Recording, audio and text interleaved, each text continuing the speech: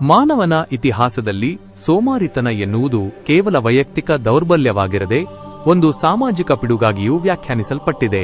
ಆದರೆ ಈ ಆಧುನಿಕ ಯುಗದಲ್ಲಿ ಸೋಮಾರಿತನವನ್ನು ಕೇವಲ ಕೆಲಸ ಮಾಡದಿರುವಿಕೆ ಎಂದು ನೋಡುವುದು ಅತ್ಯಂತ ಸಂಕುಚಿತ ದೃಷ್ಟಿಕೋನವಾಗುತ್ತದೆ. ವಾಸ್ತವದಲ್ಲಿ ಆಲಸ್ಯ ಎಂಬುದು ಮನುಷ್ಯನ ಮನೋವಿಜ್ಞಾನ, ಅವನ ಆದ್ಯತೆಗಳು ಮತ್ತು ಅವನ ಅತೃಪ್ತ ಆಸೆಗಳ ನಡುವಿನ ಒಂದು ಸಂಕೀರ್ಣ ಸಂಘರ್ಷವಾಗಿದೆ.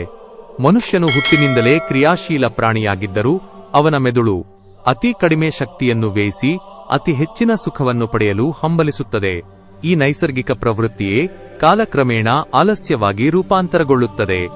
ಸೋಮಾರಿತನದ ಆಳವನ್ನು ಗಮನಿಸಿದರೆ ಅಲ್ಲಿ ಶಾರೀರಿಕ ಆಯಾಸಕ್ಕಿಂತ ಹೆಚ್ಚಾಗಿ ಮಾನಸಿಕ ಅನಿಶ್ಚಿತತೆ ಮನೆಮಾಡಿರುತ್ತದೆ. ಯಾವುದೇ ಒಂದು ಕಾರ್ಯದ ಫಲಿತಾಂಶವು ಅಸ್ಪಷ್ಟವಾಗಿದ್ದಾಗ ಅಥವಾ ಆ ಕೆಲಸವು ತನ್ನ ಅಸ್ತಿತ್ವಕ್ಕೆ ಯಾವುದೇ ದೊಡ್ಡ ಮೌಲ್ಯವನ್ನು ತರುವುದಿಲ್ಲ ಎಂದು ಮನಸ್ಸಿಗೆ ಅನಿಸಿದಾಗ ಜಡತ್ವವು ಆವರಿಸುತ್ತದೆ. ಇದನ್ನು ನಾವು ನಿರ್ಧಾರದ ಪಾರ್ಶ್ವವಾಯು ಎಂದು ಕರೆಯಬಹುದು. ಅಂದರೆ ಅತಿಯಾದ ಆಲೋಚನೆಗಳು ಮನುಷ್ಯನನ್ನು ಕಾರ್ಯರೂಪಕ್ಕೆ ಇಳಿಯದಂತೆ ತಡೆಯುತ್ತವೆ. ಅನೇಕ ಬಾರಿ ಸೋಮಾರಿತನವು ಪರಿಪೂರ್ಣತೆಯ ಹಪಾಹಪಿಯಿಂದಲೂ ಉದ್ಭವಿಸುತ್ತದೆ. ನಾನು ಮಾಡುವ ಕೆಲಸವು ಅತ್ಯುತ್ತಮವಾಗಿರಬೇಕು, ಇಲ್ಲದಿದ್ದರೆ ಅದು ಬೇಡ ಎಂಬ ಅತಿಯಾದ ನಿರೀಕ್ಷೆಯು ಸೋಲುವ ಭಯವನ್ನು ಹುಟ್ಟಿಸಿ ವ್ಯಕ್ತಿಯನ್ನು ಕೆಲಸದಿಂದ ದೂರ ಸರಿಯುವಂತೆ ಮಾಡುತ್ತದೆ.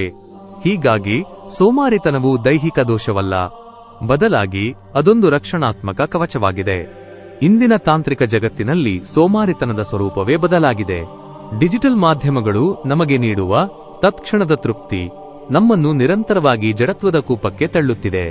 ಶ್ರಮವಿಲ್ಲದೆ ಸಿಗುವ ಮನರಂಜನೆಯು ಮೆದುಳಿನ ಡೋಪಮೈನ್ ಮಟ್ಟವನ್ನು ಹೆಚ್ಚಿಸಿ ಶ್ರಮದಾಯಕ ಆದರೆ ಸಾರ್ಥಕವಾದ ಕೆಲಸಗಳ ಬಗ್ಗೆ ನಮಗೆ ನಿರಾಸಕ್ತಿ ಮೂಡಿಸುತ್ತದೆ.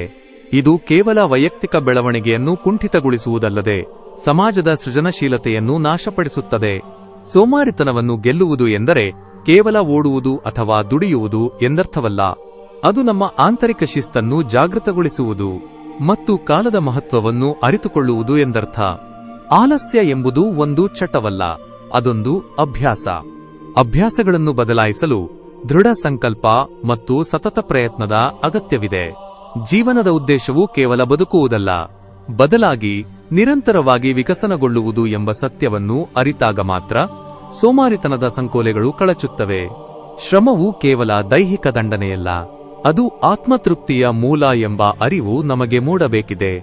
ಆಲಸ್ಯವನ್ನು ಗೆದ್ದವನು ತನ್ನ ಜೀವನದ ಮೇಲೆ ಮಾತ್ರವಲ್ಲದೆ ತನ್ನ ಭವಿಷ್ಯದ ಮೇಲೆಯೂ ಸಾರ್ವಭೌಮತ್ವವನ್ನು ಸಾಧಿಸುತ್ತಾನೆ.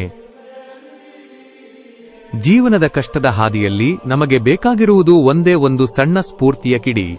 ಅದು ಭಗವದ್ಗೀತೆಯ ಜ್ಞಾನವಿರಲಿ, ಬುದ್ಧನ ಶಾಂತಿಯ ಮಾರ್ಗವಿರಲಿ ಅಥವಾ ಮಹಾಪುರುಷರ ಬದುಕಿನ ಕಥೆಗಳಿರಲಿ. ನಮ್ಮ ಈ ಚಾನೆಲ್ನ ಉದ್ದೇಶ ನಿಮ್ಮಲ್ಲಿ ಹೊಸ ಭರವಸೆ ಮೂಡಿಸುವುದು ಮಾತ್ರ. ನೀವು ಕೂಡ ನಮ್ಮ ಈ ಜ್ಞಾನದ ಪಯಣದಲ್ಲಿ ಜೊತೆಯಾಗಿ ಸಾಗಲು ಮತ್ತು ಪ್ರತಿದಿನ ನಿಮ್ಮ ಮನಸ್ಸನ್ನು ಸದೃಢಗೊಳಿಸಿಕೊಳ್ಳಲು ಈಗಲೇ ನಮ್ಮ ಚಾನೆಲ್ಗೆ ಸಬ್ಸ್ಕ್ರೈಬ್ ಮಾಡಿ. ನಿಮ್ಮ ಒಂದು ಸಬ್ಸ್ಕ್ರಿಪ್ಷನ್ ಇನ್ನೂ ಹೆಚ್ಚಿನ ಸ್ಫೂರ್ತಿದಾಯಕ ವಿಡಿಯೋಗಳನ್ನು ಮಾಡಲು ನಮಗೂ ಪ್ರೇರಣೆಯನ್ನು ನೀಡುತ್ತದೆ. ಈ ವಿಡಿಯೋ ನಿಮ್ಮ ಮನಸ್ಸಿಗೆ ತಲುಪಿದ್ದರೆ ಈ ವಿಡಿಯೋವನ್ನು ಲೈಕ್ ಮಾಡಿ ಮತ್ತು ಜೀವನದಲ್ಲಿ ದಾರಿ ಹುಡುಕುತ್ತಿರುವ ನಿಮ್ಮ ಸ್ನೇಹಿತರಿಗೆ ಈ ವಿಡಿಯೋವನ್ನು ಶೇರ್ ಮಾಡಿ. ಮುಂದಿನ ವಿಡಿಯೋದಲ್ಲಿ ಮತ್ತೆ ಭೇಟಿಯಾಗೋಣ. ಅಲ್ಲಿಯವರೆಗೂ ಸದಾ ಸಕಾರಾತ್ಮಕವಾಗಿರಿ ಮತ್ತು ಜಾಗರೂಕರಾಗಿರಿ.